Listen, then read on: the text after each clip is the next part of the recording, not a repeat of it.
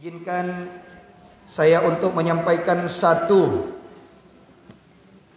nasihat penting yang diambil dalam kitab Fadhailul A'mal karya daripada seorang ulama hadis yang berasal dari negara yang ibu-ibu semuanya pasti ngerti, negaranya Sahrukan itu, yaitu di India.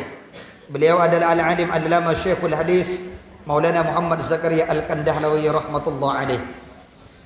Di sini beliau memberikan nasihat pengingat kepada kita semuanya tentang pentingnya amar ma'ruf nahi mungkar dan agar kita tidak berputus asa terhadap fitnah-fitnah akhir zaman ini, langkah-langkah apa yang harus kita lakukan dan apa penyebab-penyebab kelalaiannya. Nah, ini dikupas oleh beliau di dalam kitab Fadhailul A'mal. Di sini saya akan bacakan beberapa penyebab kelalaian kita terhadap kewajiban yang sangat penting, yaitu amar ma'ruf nahi mungkar adalah sebagai berikut. Yang pertama, penyebab pertama kita menganggap bahwa kewajiban amar ma'ruf nahi mungkar hanyalah tanggung jawab para ulama. Nah, ini banyak beranggapan kita bahwa amar ma'ruf nahi mungkar itu hanya tugasnya ulama. Kalau selain ulama dianggap tidak punya kewajiban untuk beramar ma'ruf nahi mungkar. Jadi amar ma'ruf mengajak orang untuk berbuat kebaikan, nahi mungkar mencegah orang untuk berbuat kemaksiatan. Padahal Allah Subhanahu wa taala telah mengingatkan kita dengan perintahnya. Disebutkan di dalam Al-Qur'anul Karim bahwa kewajiban untuk amar ma'ruf nahi mungkar adalah kuntum khaira ummatin ukhrijat linnas ta'muruna bil ma'ruf wa tanhauna 'anil munkar. Selamat datang Ustaz Suhadi ini. Nanti ada waktunya untuk beliau. Ini penyebab yang pertama. Maka di dalam hadis Rasulullah sallallahu alaihi wasallam ingatkan kita, ala kullukum ra'in wa kullukum mas'ulun an ra'iyatihi. Ingatlah sesungguhnya setiap kalian adalah penanggung jawab dan setiap kalian akan ditanya tentang tanggung jawabnya. Jadi tanggung jawab amanah amar ma'ruf nahi mungkar bukan hanya tugasnya seorang kiai, bukan hanya tugasnya seorang ustadz, bukan hanya tugasnya seorang habaib, bukan hanya tugasnya para ulama, tapi beramar ma'ruf nahi mungkar adalah kewajiban daripada kita semua umatnya Nabi Muhammad sallallahu alaihi wasallam.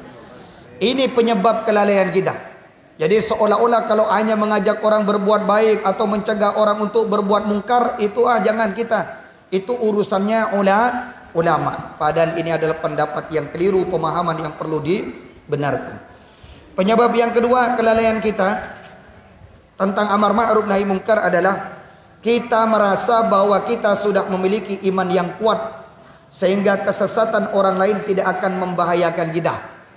Jadi kalau kita menganggap imannya kita sudah kuat, walaupun ada orang bermaksiat, walaupun ada orang membuat kemungkaran, walaupun di lingkungan kita ada maksiat, ada kemungkaran, cukup menganggap asalkan diri kita punya iman yang kuat, sudah tidak perlu lagi beramar ma'ruf nahi mungkar. Nah, ini adalah pemahaman-pemahaman yang perlu diluruskan oleh kita. Padahal Allah Subhanahu wa taala mengingatkan kita, ya ayyuhalladzina amanu alaikum anfusakum la yadurrukum man dhalla idza tadaitum. Hai orang-orang yang beriman, pikirkanlah diri kalian, tidak dapat mencelakakan kalian orang yang tersesat jika kalian berada di atas jalan hidayah. Sebenarnya yang dimaksud ayat ini bukanlah sebagaimana yang dipahami dari zahirnya, sebab hal itu jelas bertentangan dengan hikmah ilahi dan ajaran syariat. Jadi jangan karena ayat ini menganggap udah sepenting kita punya iman orang lain terserah aja. Salah pemahaman. Jadi kewajiban amar ma'ruf nahi mungkar adalah kewajiban kita semua. Jangan menganggap bahwa dah kita ikut Yasin Fadilah kayak begini sudah cukup. Mau saudara kita, orang tua kita, ponaan, sepupu, kakak, adik, tetangga, mau dia ngikut tidak ngikut Yasin Fadilah atau mau ngikut atau tidak dalam majelis-majelis ilmu, sudah dianggap menurut kita udah tidak perlu lagi. Yang penting kita yang ikut. Nah, ini pemahaman yang harus diluruskan. Penyebab yang ketiga, ini kelalaian kita. Penyebab yang ketiga, kenapa umat ini kelihatannya mundur seperti ini? Penyebab yang ketiga adalah semua orang, baik masyarakat, orang-orang terpandang, para ulama maupun orang-orang yang tidak berpendidikan, telah berputus asa terhadap usaha islah, yaitu perbaikan ini. Mereka meyakini bahwa saat ini sangat sulit dan tidak mungkin bagi kaum muslimin untuk dapat mencapai kejayaan kembali. Jika kini ada seorang yang mengemukakan cara untuk memperbaiki keadaan ini, maka akan mendapatkan jawaban bagaimana mungkin sekarang umat Islam dapat maju, sedangkan umat Islam tidak memiliki kekuasaan, politik, pemerintahan, ekonomi, senjata, organisasi, kerjasama, dan kesatuan. Khususnya para ahli agama pun telah mengambil satu kesimpulan yang sama, bahwa sekarang adalah abad ke-14, zaman kerasulan telah jauh, maka sudah wajar jika Islam dan kaum muslimin mengalami kemerosotan. Ada rasa anggapan baik itu orang awam, ulama sekalipun menganggap kita pun udah jauh dari zamannya Rasulullah. Ini udah 14 abad, artinya 1400 tahun sudah. Maka wajar umat ini merosot kayak begini. Nah, ini anggapan-anggapan yang seperti ini nih melanda skala umat. Skala umat dari berbagai kalangan pasti menganggap bahwa cuma karena kita tidak akan mungkin dapat meraih kejayaan umat Islam lagi. Nah, ini penyebab kelalaian kita. Faktor yang ketiga, kata Syekh Maulana Zakaria Al-Kandalawi. Kita punya pemahaman, kata Maulana Zakaria Al-Kandalawi, penyebab 4 ya. Faktor keempat kenapa umat ini mundur. Kita punya pemahaman kalau kita belum mengamalkan atau bukan ahlinya di bidang itu, kita beranggapan tidak pantas untuk nasihati orang lain. Jadi kalau kita belum ahli tahajud, kita itu mungkin menganggap tidak bisa saya ngajak orang untuk tahajud. Kalau kita belum ahli puasa Senin Kamis, kita menganggap kita tidak pantas untuk ngajak orang untuk puasa Senin Kamis.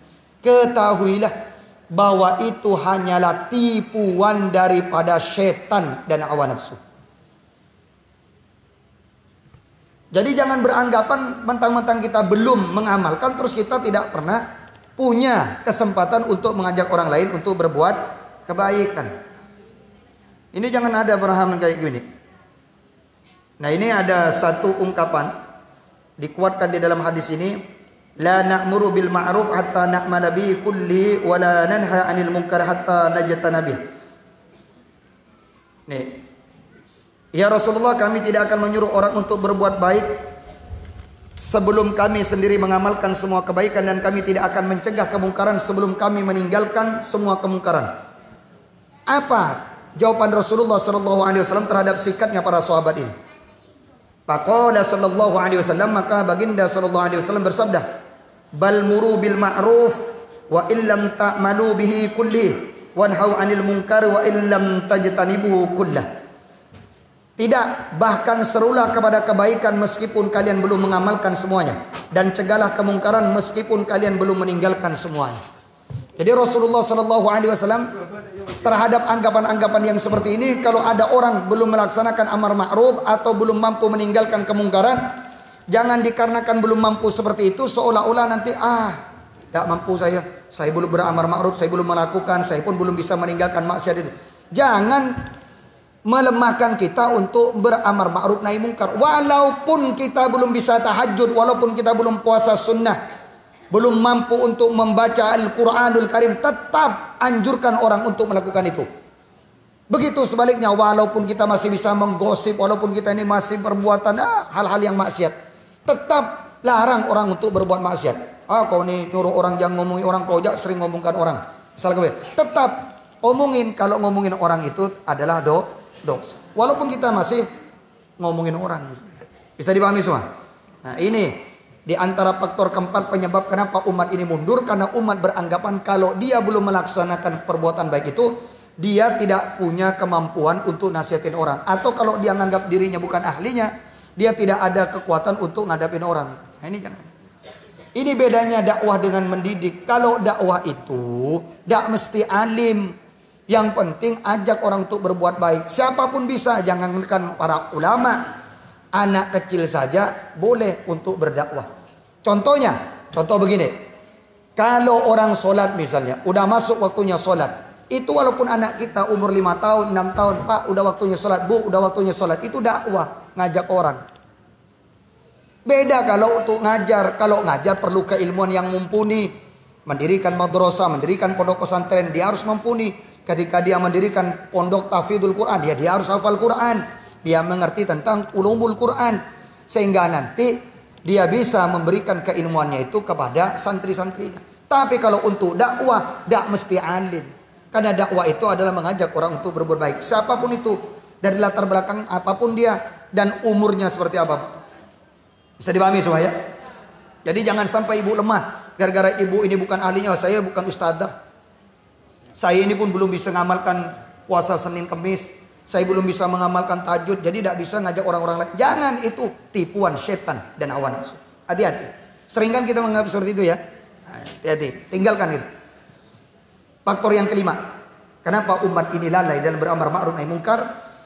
Yang kelima adalah kita sering memahami bahwa dengan berdirinya banyak pondok pesantren, banyaknya madrasah, banyaknya para ulama memberikan nasihat, para ahli tasawuf dengan suluknya, adanya penulisan kitab-kitab agama, juga penerbitan buletin dan majalah, maka kewajiban dakwah sudah dilaksanakan.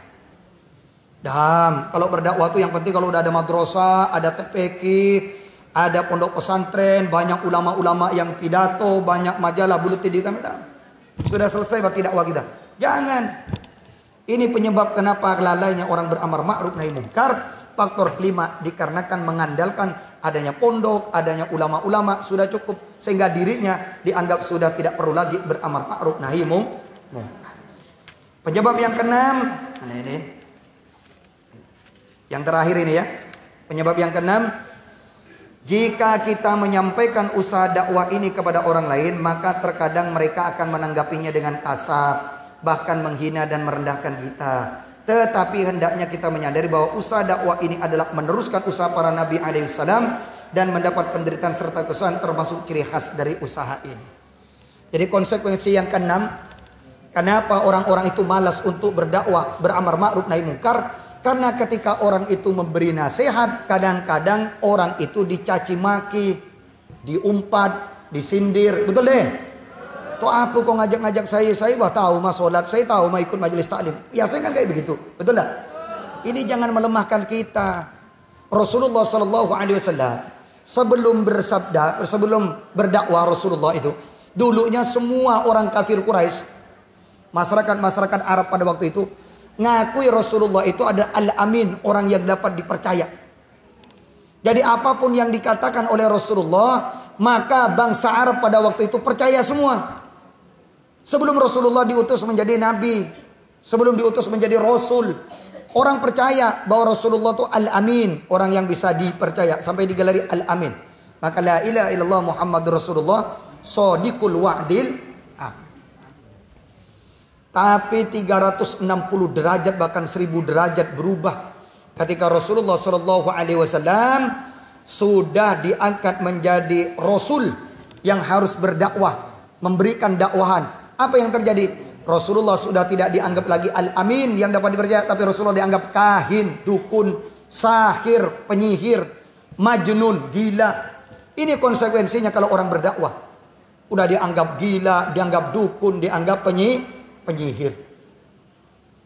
Dulu ketika belum ngajak-ngajak orang, Rasulullah al-amin, dipuji-puji orang. Tapi kalau sudah ngajak orang langsung lahir. Makanya ibu-ibu semua yang dirahmati Allah, wabil khusus para korwil, ini tantangan kita semuanya. Ketika mengajak jamaah-jamaah, anggota-anggota yang lain, pasti kita akan berhadapan yang seperti ini. Jangan melemahkan dakwah kita. Ini sudah menjadi konsekuensinya orang-orang yang berdakwah. Kalau berdakwah, pasti, kalau orang berdakwah itu pasti tantangannya seperti itu. Kalau orang yang hanya soleh dirinya sendiri, itu namanya soleh. Orang yang baik dirinya sendiri, itu soleh namanya. Jadi orang yang berbaik, ya, sholat berjamaah, waktunya azan, dia berjamaah sendiri, tidak ngajak-ngajak orang lain. Itu soleh. Ibu kalau pergi ke majelis taklim sendirian, ikut pengajian sendirian, baca Quran sendirian, pergi ke masjid berjamaah sendirian, puasa sunnah sendirian, tanpa ngajak orang lain, pasti sepakat semua orang kampung menganggap ibu orang yang baik, soleh. Dipuji ibu, karena baiknya untuk diri sendiri.